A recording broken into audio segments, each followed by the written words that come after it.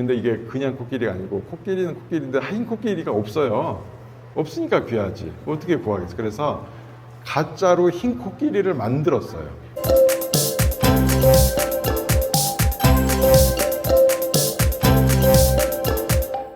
며칠 전에 제가 올리는 영상에 글이 하나 달렸는데 내용이 스님들이 너무 명품을 많이 입고 다닌다.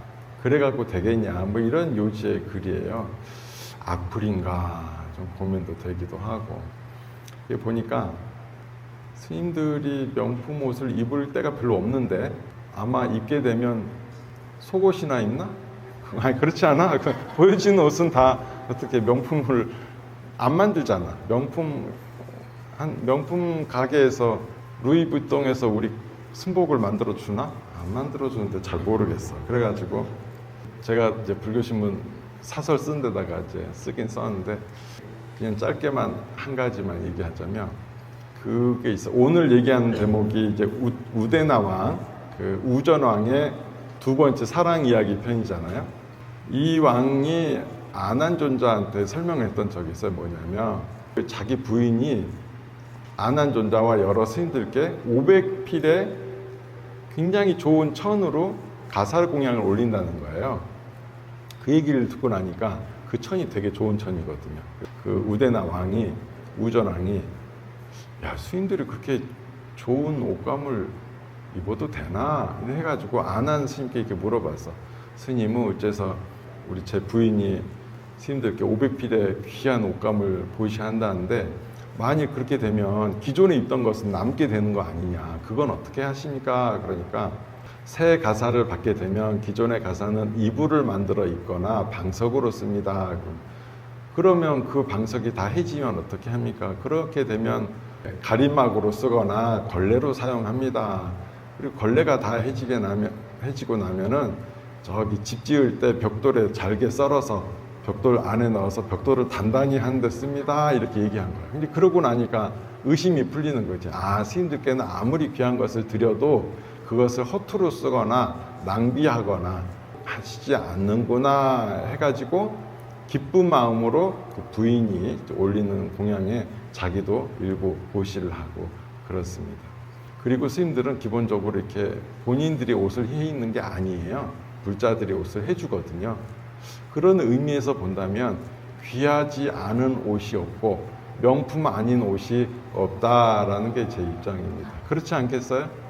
내가 뭐 이렇게 사치해서 한 것도 아니고 다 그 정성스럽게 보시해서 만들어진 그런 옷인데 그게 어느 명품에 비할 바가 아닐 것이며 하늘의 천신이 입는 옷에 어떻게 감히 비하겠습니까? 그래서 그런 의미에서 본다면 스님들은 충분히 명품 옷을 입고 산다라고 할 수가 있을 것 같습니다. 그래서 어디 가서 스님들이 명품 옷 입으시냐 그러면은 입으신다라고 답을 해주세요. 네.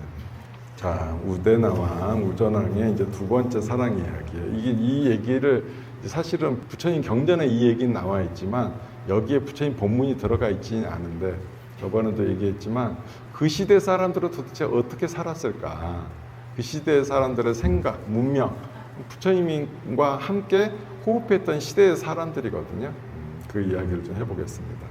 우데나 왕의 그 두 번째 왕비가 이제 와술라다tta라는 인데 이 와술라다tta는 우젠이라는 나라가 또 있었어요. 우젠이라는 나라에 짠다바조타 왕의 딸이 되겠습니다. 이 짠다바조타 왕은 굉장히 뭔가 나라가 부강했고 굉장히 돈이 많았기 때문에 그 신하들과 자신이 지은 건물들, 자신이 가진 귀한 것들을 쫙 구경시킨 다음에 이 세상에 나보다 더 부자가 어디 있겠냐 그러니까 신하들이 없습니다 하면 되는데 그게 아니고 뭐라고 하냐면 이웃 나라의 우데다 왕이 조금 더 낫습니다 이래. 그러니까 이제 왕이 기분이 나빠가지고 도대체 그이는 뭐 하는 사람이냐 하니까 코끼리를 마음껏 주문과 피리로서 다룰 줄을 알고 그리고 굉장히 나라를 잘 다스려서 부강한 나라다. 돈이 어마어마하다. 그러니까 당장 그놈 잡아와라. 그러니까 아이고 그 나라가 워낙 강력해서 전쟁으로 하게 되면 우리가 질 수도 있고 그 왕을 잡기가 쉽지 않습니다. 그러니까 그래도 이 왕이 그런 소리 하는 신하가 듣기 좋은 신하는 아니잖아요. 듣기 좋은 말 안 해주잖아. 그러니까 기분 나쁘니까 네가 어떻게든 그 왕 붙들어 올 아이디어를 내라 하니까 안 그러면 죽인다 그러니까 할 수 없이 또 고민을 하다가 아이디어를 낸 게 뭐냐면 우전왕이 코끼리를 너무 좋아해요. 코끼리를 너무 좋아해가지고 귀한 코끼리만 있으면 다 수집을 해. 그 당시에 귀한 코끼리는 뭐냐면 흰 코끼리가 아주 귀한 코끼리예요. 아주 상스럽고 영험한. 그래서 부처님께서 나셨을 때도 어머니가 태몽을 꾸었을 때 뭐가 나오죠? 흰 코끼리, 상아가 6개 나 있는 흰 코끼리를 꿈을 꾸게 되는데 흰 코끼리 아주 귀한 코끼리라. 그래서 우리가 가짜로 흰 코끼리로 유혹을 하면은 분명히 또 쫓아올 거다 이랬어요. 그러니까 왕이 또 그럼 그 실행해라 해가지고 어떻게 하냐면 함정을 파는 거예요. 근데 이게 그냥 코끼리가 아니고 코끼리는 코끼리인데 흰 코끼리가 없어요. 없으니까 귀하지. 어떻게 구하겠어? 그래서 가짜로 흰 코끼리를 만들었어요. 경에는 어떻게까지 나오냐면 코도 움직이고 다리도 움직였다고 그래요. 그리고 바퀴도 달려 있었다고 그래요. 잘 만들었지. 약간 지금으로 치면 약간 로봇 같이 만든 거지. 그리고는 그 안에 사람이 열어 들어가는데 진짜처럼 보이기 위해서 똥을 밖으로 퍼냈다라는 소리까지 적혀 있어. 그러니까 이게 굉장히 리얼한 똥도 싸는 그런 로봇가 되는 거지. 너무 리얼해가지고 그래서 이제 그 지나가는 사람이 그걸 보고 우전왕한테 갑니다. 아, 내가 이웃 나라에서 진짜 흰 코끼리 봤다. 너무 귀한 코끼리다. 하니까 왕이 내가 당장 그럼 그 코끼리 사냥하겠다 해가지고 사로잡으려고 군대를 이끌고 갑니다. 이 왕이 오니까 유인을 해야 되죠. 이 왕을 유인을 해야 돼. 군대와 맞부딪히면은 위험하니까 왕만 빼내야 돼. 그래서 바퀴 달린 코끼리니까 열심히 이제 움직이니까 왕이 가까이 올 때마다 코끼리는 더 멀리 가는 거죠. 그러니까 이 우전왕은 어떤 재주가 있다고 그랬어요? 코끼리를 부를 줄 아는 피리와 주문을 갖고 있어요. 그 주문을 아무리 외도 피리를 아무리 불어도 이 코끼리는 아랑곳 않고 달려가요. 왜 그럴까요? 그 안에는 사람이 있으니까 그런 거겠죠. 그래서 이제 코끼리로 쫓아가다가 안 되니까 말로 갈아타서 갑니다. 다른 신하들은 코끼리를 타고 오는데 자기만 말 타고 가게 된 거예요. 그러니까 훨씬 빠르지. 그러다가 함정에 걸려가지고 잡혀서 끌려갑니다. 끌려가가지고 어디로 사냐? 감옥에 3일이나 gat혀요. 3일이나 갇힌 다음에 부릅니다. 우전왕이 자기를 억울하게 3일이나 가둬놨으니까 뭐라고 하냐면 이웃 나라의 왕을 잡았으면 죽이든가 안 그러면 협상을 해서 풀어주든가 해야지. 지금 뭐 하는 거냐? 이렇게 오히려 붙잡힌 포로가 큰 소리를 내는 거예요. 그러니까 그만히 듣다가 그럼 내가 풀어주겠다. 풀어는 주겠는데 조건이 하나 있다. 뭐냐? 이러니까 코끼리를 부릴 줄 아는 기술을 나한테 가르쳐줘라. 그러는 거예요. 근데 그 코끼리를 부릴 줄 알게 되면 어떤 일이 생기냐면 전쟁에서 이기게 돼. 그 당시 코끼리는 지금으로 치면 한 탱크처럼 되는 거예요. 코끼리가 사람을 막 밟고 다녀요. 그래서 가르쳐주면 안 되겠으니까 뭐라고 하냐면 그러면 내가 가르쳐주는 입장이니까 자네가 나한테 절을 3번 해라. 그리고 스승님하고 부르면 내가 가르쳐주겠다. 그러는 거예요. 아니 왕이 남의 나라 왕한테 누가 그러고 지내요. 그래서 절대 뭐 안 그러겠다. 그러니까 그러면 혹시 나 말고 딴 사람이 스승님 한번 가르쳐 주겠냐 하니까 가르쳐 주겠다고 그래. 그래서 누구를 시키냐면 자기 딸을 가르치도록 보내. 근데 자기 딸이 딱 시집갈 나이거든요. 그래서 그 우전왕하고 눈이 맞을까봐 가운데에 딱 가로막을 치고 나서 몰래 서로 숨겨놔. 그래가지고 내 딸이 있기는 한데 아주 얼굴이 못생기고 키도 작고 그렇다. 그렇지만 그 딸한테 좀 가르쳐 줘라. 그러고 딸한테는 그 우전왕에 대해서 어떻게 설명하냐면 그 우전왕은 뚱뚱하고 그냥 뭐 키도 작고 볼품이 없다 이래요.